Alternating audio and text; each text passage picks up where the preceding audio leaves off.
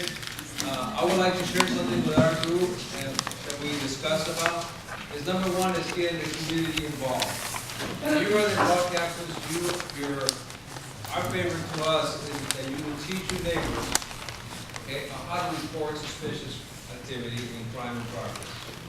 Crime in progress is 911 call. Suspicious activity, door-to-door salesman, or the knock-knock bandits. Okay, that's a low priority call. You can go 911, or you can go 877, ask LAPD. Okay, and when people are very reluctant to call the police because they're afraid of retaliation, remember, you can stay anonymous. You can give us your phone number because we do need your phone number in case we need additional information. Stay anonymous. Give us your middle name, so you're not lying about a name or anything like that. Okay? We want a contact number when you provide this, and this is what we discuss in our group. That we teach our neighbors not to be afraid to call the police. Now, a lot of times, believe me, don't give them a head start. Don't tell these people, you got to leave. I'm going to call the cops because you give them a head start. Just act discreetly, get on the phone. This way, they never know who called the police. Okay, don't bring attention to yourself, negative attention to yourself. Okay, call the police, they know what's going on. Okay, because remember, your eyes and ears, basically, that's what we need your help. Do you want us to give our name and number as we call the police? Everything? Yes. Oh, okay. You give it, what happens is this, let's say you report a suspicious activity. There's a guy breaking into a car and he was a descriptor. The other thing we talked about real quick, how you describe people, the gender, the race, and the height and weight, age maybe, and basically from head to toe what he's wearing. Okay? And that's a quick description. If you didn't think about that, if it's a male or female, and then when you determine that what ethnicity they are, about how tall, how much they weigh, about how old they are. And then after that, okay, he has a blue shirt, blue pants. Okay? Yes. Just on the 911 thing, we ask that you leave your number because if it's not an emergency call where somebody's being killed, the operator's going to disconnect with you. If you say, somebody's breaking into my neighbor's car, they're going to get the information and then disconnect. So a good officer is going to end up seeing that number and call you and say, hey, do you still see this guy? Where's he at now? And you don't have to give your name. You can just give the number and say, I don't want to be contacted only by phone. Because in those cases where it's not life-threatening, the operator will disconnect with you. And, how long does it take to get out of the area? A couple minutes. So it's real important that we have a way of contacting you to get updated information as it's going on. Right? On this anonymous call thing, the reason that we kind of emphasize it is that we have case law that says that we are limited in the action that we can take on an anonymous call. You call because there's somebody standing in front of your house with a gun. He's waving a gun around on the sidewalk in front of your house. Oh, help, help, help. There's somebody in front of the house, purple shirt, red shoes, orange hair, and he's waving a gun around. But I want to be anonymous. We roll up, there it is, purple shirt, red shoes, orange hair, but he doesn't have a gun in his hand. Legally, we do not have enough to search him for the gun because the call was anonymous. If you leave us just your name and phone number, even just your first name and phone number, and say, contact me by phone only, that's all we need. Now we're on legal, safe ground to be able to conduct that search. Well, the concern might be, are these people going to find out who you are? No, they're not going to find out who you are. We can do the report, the person wanted to remain anonymous, and that's it. To get information regarding the source of a call, you have to go through the subpoena process and that type of thing. But I think in all of our experience, I don't even know if anybody's ever known anybody who's been retaliated against. I think it's like a Hollywood hype type of thing, Because I know when people call all the time, I don't want to tell you who I am or whatever. What Officer Cunningham said is exactly right. Because we all have cell phones now. Back years ago when none of us had cell phones, we'd have to wait, have the operator call back. And most guys have cell phones, they're going to pick it up because they want to be as armed with as much information as possible when they get there. So when they get there, as the example that Officer Rice said, so they get up there and they don't pick out the wrong gun. They know which guy possibly has a gun or whatever it might be. A couple of things. Councilman Zine's office has discretionary funds, $1,000 reward for graffiti. call the police, and the person gets prosecuted.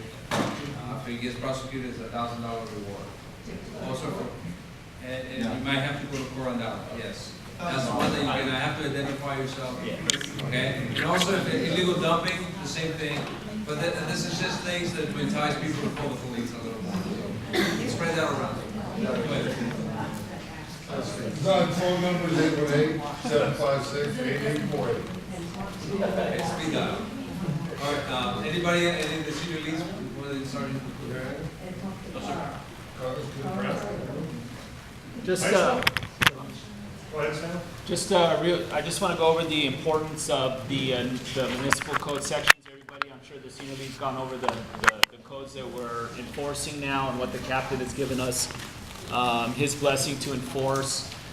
If you call on these people and we roll out on these guys, just because they're out there soliciting, you guys, we're able to make contact with them, may not arrest them or even cite them, but what we do is we have access to their criminal records, okay, while we're actually making contact with them in the car.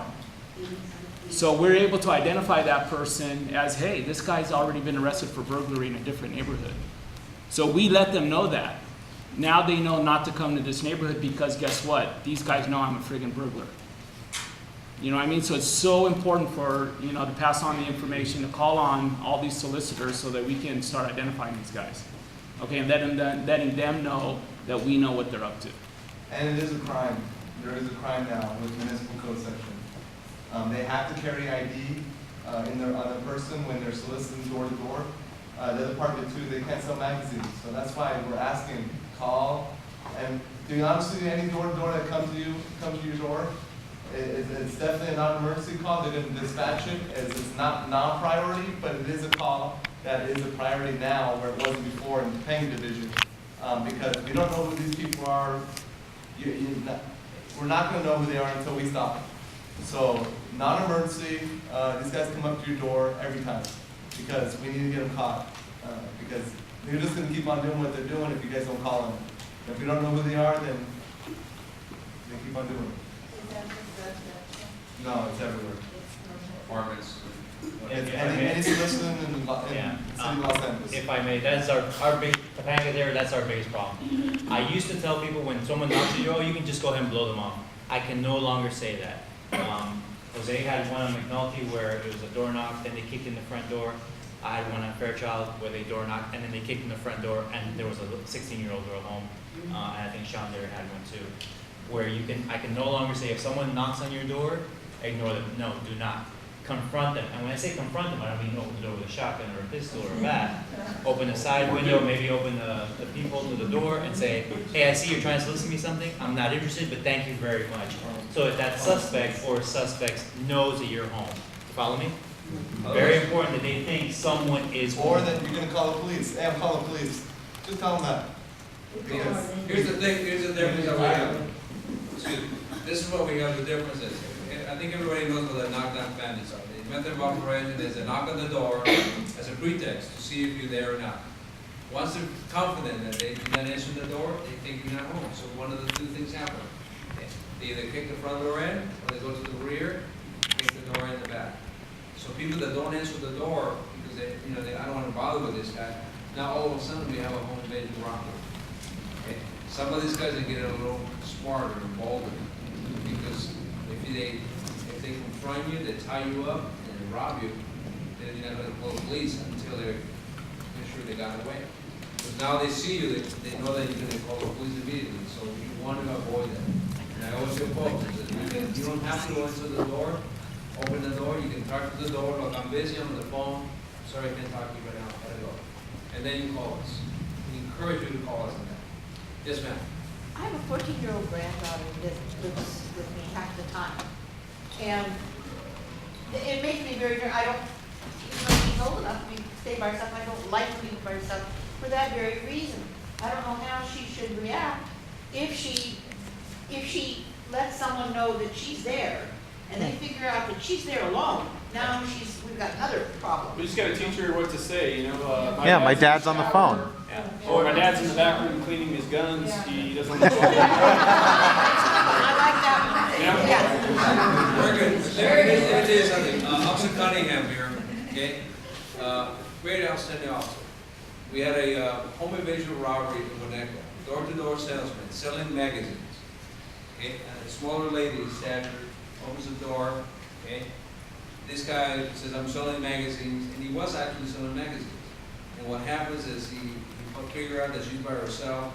So basically, what he did is he attacked her, sexually assaulted her, robbed her in the morning in Winnetka, and in the afternoon, due to his police skills and information that he had, he determined that this has they go in groups and they stay in certain motels. He had enough tips and information that actually the padron was involved in that too. They went out there looking for this guy in Woodland Hills because that's where the group was congregated at the time of the day. And sure enough, they arrested the guy. He was arrested and tried for sexual assault, robbery, and home invasion. And he was part of like a gypsy kind of crew that's going state to state. So the minute they commit a crime, they're off to the next state. So they're not going to get caught in this neighborhood. So that's why it's incumbent on everyone to call police ASAP. Don't wait, just do it. Because like I said, we need to stop these people. If you're afraid to use your voice, answer the door, crank up the TV, grab the remote for your car, whether it's in the garage or in your driveway, and hit the little panic button on your car remote so your car horn goes off and makes a bunch of noise. Do something to make the person know that someone is at home, even if you're afraid to use your voice. You don't have to open the door. You have to somehow acknowledge the door. And I hope everybody had that information. I hope this was productive. Yes, sir. What about ADT policy?